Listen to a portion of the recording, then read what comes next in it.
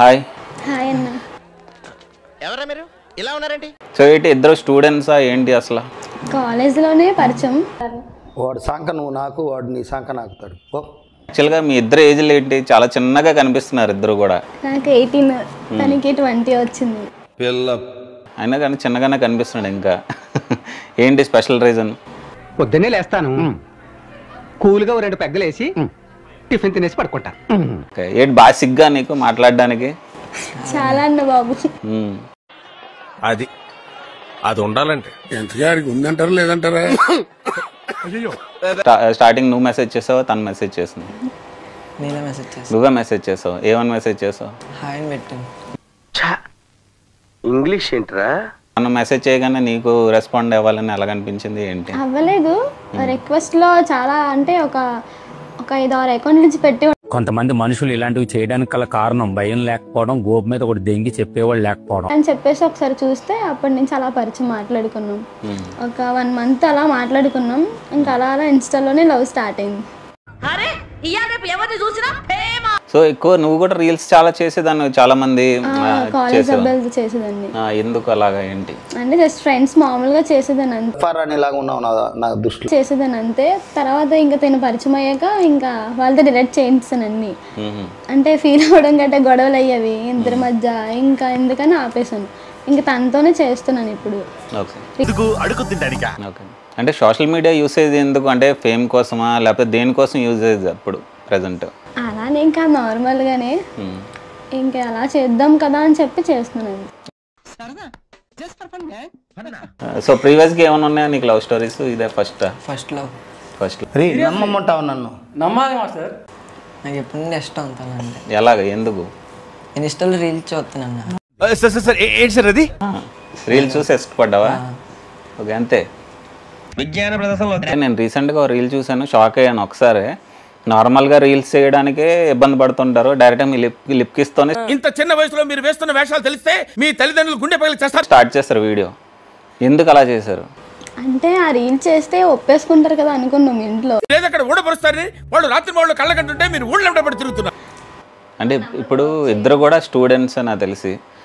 So ఫ్యూచర్లో ఏం చేద్దాం అనుకుంటున్నారు ఏంటి? నీకెందుకయ్యా అవన్నీ? నీ పని నువ్వు చూసుకో. నేను ఒప్పుకోలే.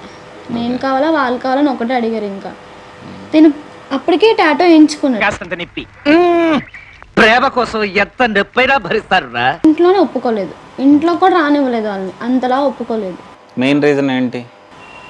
మెయిన్ రీజన్ ఏంటంటే క్యాస్ట్ ఫీలింగ్. పెద్ద సమస్య వచ్చి పడిందే, ఇప్పుడు ఏం చేద్దాం?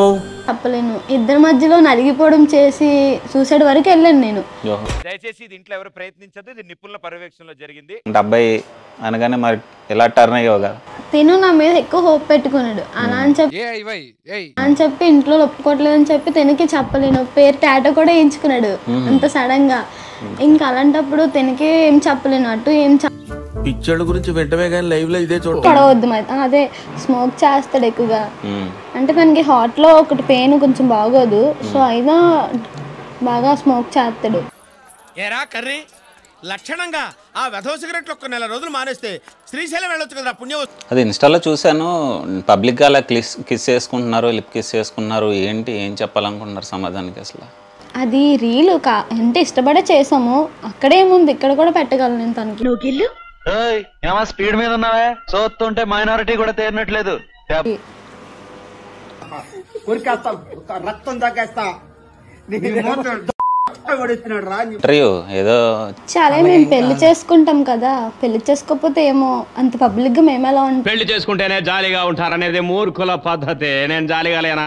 ఇప్పుడు ఆల్రెడీ నాకు చాలా మంది మెసేజ్ చేస్తున్నారు, అంటే యూత్ ఎలాగా పాడైపోతున్నారు, చాలా మందిని ఎలాగ ఇంటర్వ్యూ చేస్తున్నావు అని చెప్పేసి. సో దానికి ఏంటి సమాధానం చెప్పాలి నేను? మాకు ఇష్టం అందుకే చేసాం. చూసాములే, నువ్వు దూరంగా జరుగమ్మా, చూడలేక దస్తున్నావా. సో ఏం చెప్పావు తనకి? రాజులా చూసుకోపోయినా మా అమ్మలా చూసుకుంటానని చెప్పాను.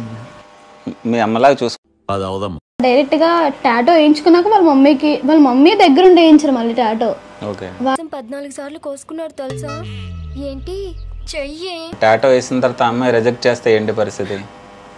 చేయదని నమ్మకమే నాకు. ఎందుకు నమ్మకం? అంటే ఎలాగైనా పడిసేస్తాను, టాటో వేస్తాను కాబట్టి పడిపోద్దా అని అనుకున్నావు, డిసైడ్ అయ్యావా? నమ్మకం ఓకే, ఏంటిది మాకేంటిది అంటున్నాను.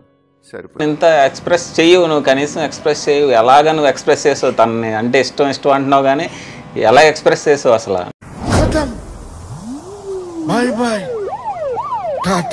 కదా వాళ్ళతో వెళ్ళిపోతానేమో, తను వదిలేస్తానేమో అని భయపడుతున్నారు. వాళ్ళ మమ్మీ కూడా అంతే. బట్ ఎప్పటికీ వదలనన్నా, అదైతే జరగని పని.